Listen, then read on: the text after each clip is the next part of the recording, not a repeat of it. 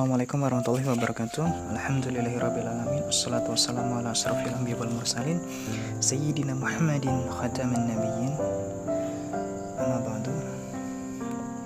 Alhamdulillah, ketemu lagi bersama Mister dalam mata pelajaran sejarah dan kebudayaan Islam. Dan pada materi kali ini kita akan membahas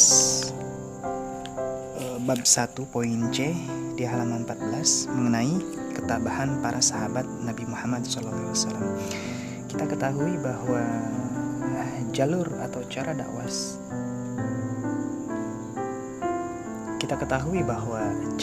Nabi Muhammad SAW itu ada dua cara. Yang pertama itu adalah dakwah secara sembunyi-sembunyi dan dakwah secara terang-terangan. Nah, dakwah secara sembunyi-sembunyi itu dilakukan Rasulullah itu di awal masa-masa pertama penyebaran Islam. Ya, artinya apa?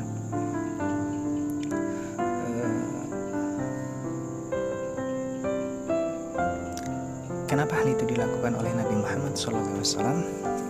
Oleh karena ketika beliau mendakwahkan ajaran Islam yang membawa ajaran tauhid, menyembah Tuhan yang satu, itu sangat bertentangan dengan tradisi aliran kepercayaan atau agama-agama orang di daerah Mekah sana, di Arab sana, yang memang mereka itu menyembah berhala dan berhalanya itu ada banyak.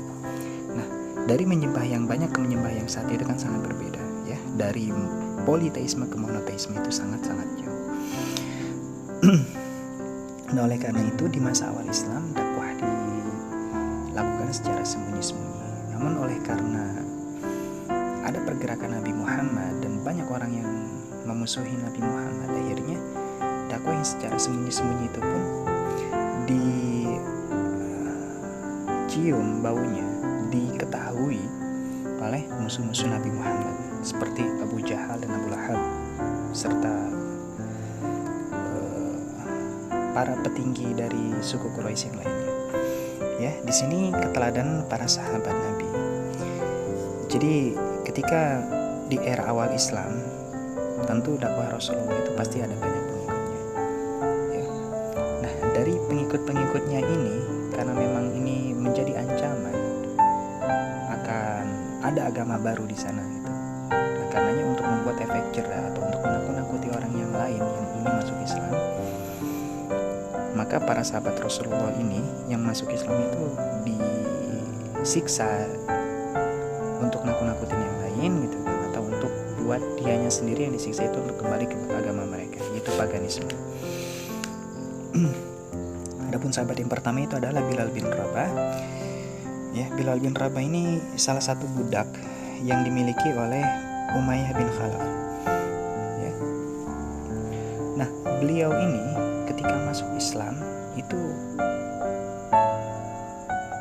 menyatakan diri bahwa dirinya Islam, dan itu ketahuan oleh pemiliknya, ya, Umayyah bin Khalaf.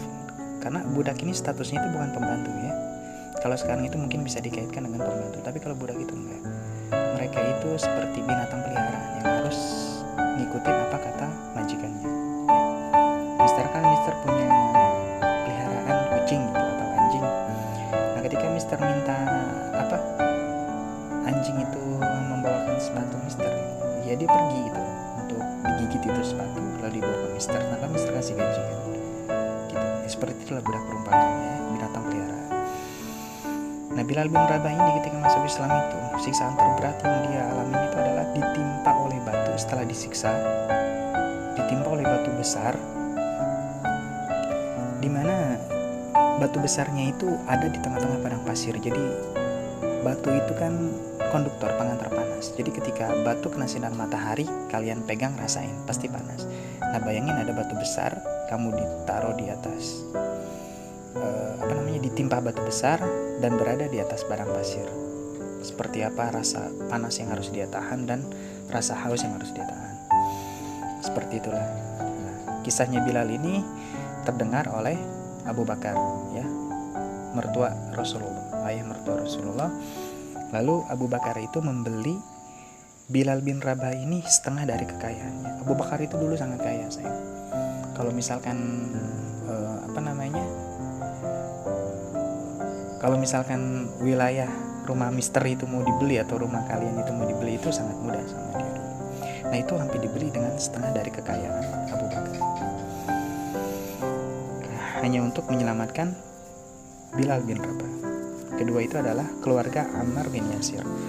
Keluarga Ammar bin Yasir ini dia satu keluarga besar. Ayahnya itu Yasir namanya, lalu ibunya itu Sumayyah, lalu ada adik laki-laki yaitu Abdullah, dan Ammar sendiri.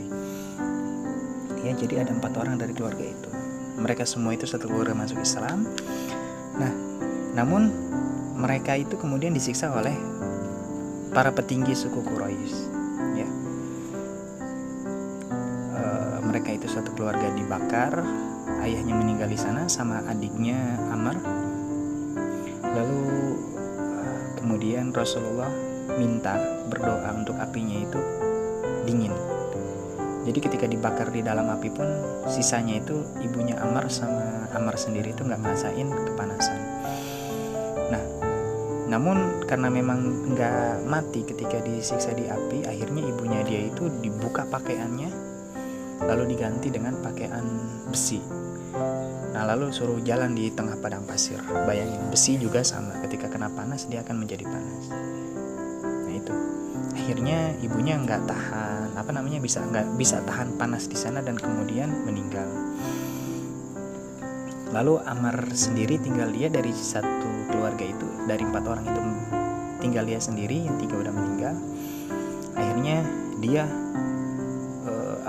pura-pura untuk balik ke agama paganisme itu, untuk nyembah berhala.